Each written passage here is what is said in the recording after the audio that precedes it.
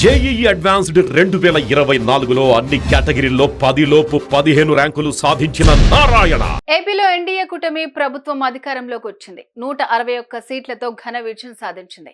అయితే ఎన్నికల్లో అనేక హామీలను ఇచ్చిన కూటమి వాటిని నెరవేర్చాల్సి ఉంది. ముఖ్యంగా ఆర్టీసీలో మహిళలకు ఉచిత బస్సు ప్రయాణం కల్పిస్తామని హామీ ఇచ్చింది. దీంతో ఈ పథకం ఎప్పటి నుంచి అమలు చేస్తారు? ఏ బస్సులో ఉచిత ప్రయాణ సౌకర్యం ఉంటుంది?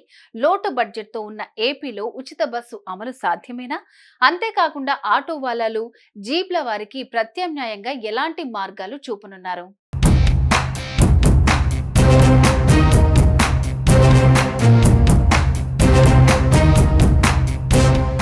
దేశంలో కొన్ని రాష్ట్రాలు ఇప్పటికే మహిళలకు ఉచిత బస్సు సౌకర్యం కల్పిస్తున్నాయి. ఎన్నికల్లో ఇచ్చిన హామీ మేరకు ఈ పథకాన్ని అమలు చేస్తున్నారు. ఢిల్లీ, కర్ణాటక, తెలంగాణలోనూ ఉచిత బస్సు ప్రయాణం అమలు చేస్తున్నారు. దీంతో ఎన్నికల ప్రచారంలో తాము అధికారంలోకి వచ్చిన వెంటనే ఉచిత బస్సు ప్రయాణం కల్పిస్తామంటూ టీడీపీ చెప్పింది. ఇప్పుడు కూటమి ప్రభుత్వం అధికారం చేపట్టబోతోంది. చంద్రబాబు నాయుడు ముఖ్యమంత్రిగా ప్రమాణ స్వీకారం చేయబోతున్నారు.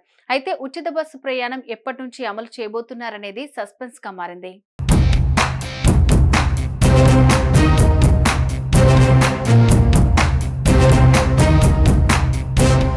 ఏపీలో మహిళలకు ఫ్రీ బస్ స్కీమ్ పై అధికారుల స్థాయిలో కసరత్తు ప్రారంభమైనట్లుగా తెలుస్తోంది. అధికారంలోకి వస్తే ఆర్టీసీ బస్సులో మహిళలకు ఉచిత ప్రయాణ సౌకర్యాన్ని కల్పిస్తామని చంద్రబాబు హామీ ఇవ్వడంతో ఈ హామీని ఎప్పటి నుంచి అమలు చేయనున్నారనే అంశంపై చర్చ జరుగుతోంది. ఈ నేపథ్యంలోనే ఈ స్కీమ్ అమలు చేస్తే రాష్ట్ర ప్రభుత్వంపై ఎంత భారం పడుతుందని అధికారులు ఆరా తీస్తున్నట్లుగా సమాచారం. ఇందులో భాగంగానే కర్ణాటక, తెలంగాణలో ఈ పథకం అమలు ద్వారా ఆయా రాష్ట్రాల్లో ప్రభుత్వ ఖజానాపై ఎంత భారం పడుతుందో అధికారులు వివరాలు సేకరిస్తున్నారట. అలాగే రాష్ట్ర వ్యాప్తంగా ఆర్టీసీ బస్సులో నిత్యం ఎంతమంది మహిళలు ప్రయాణిస్తున్నారు అనే దానిపై నివేదికను సిద్ధం చేశారట.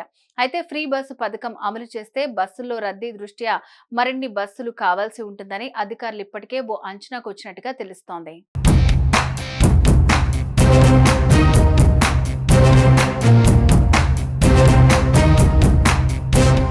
ఉచిత బస్సు ప్రయాణం అమలు చేస్తే మహిళలకు కొంతమేర ఇబ్బందులు తప్పినట్లే.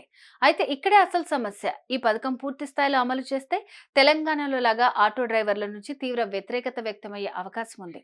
దీంతో ఆటో వాలాలు, జీబ్ల వారికి ప్రత్యామ్నాయంగా ప్రభుత్వం నుంచి ఎలాంటి ఉపాధిని చూపెట్టగలం అనే దానిపై సమాచారం సేకరిస్తున్నారట. అందువల్ల ఈ పథకం అమల్లోకి రావడానికి కొంత టైం పట్టొచ్చని సమాచారం.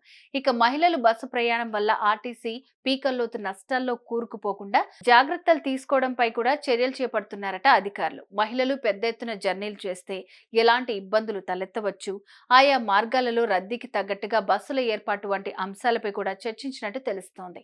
మరోవైపు తెలంగాణ మాదిరిగానే ఏపీలో కూడా ఆధార్ కార్డు చూపితే బస్సులో ఫ్రీ జర్నీకి అనుమతించే విధానంపై ఆలోచిస్తున్నారు.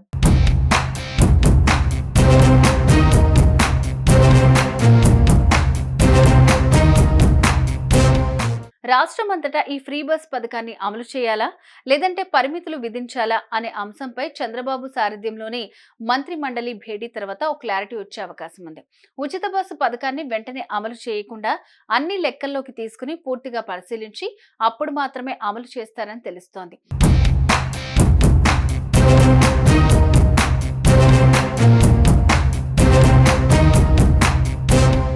సుమన్ టీవీలో మీ పర్సనల్ అండ్ బిజినెస్ ప్రమోషన్స్ కోసం కింది నెంబర్కి కాంటాక్ట్ చేయండి.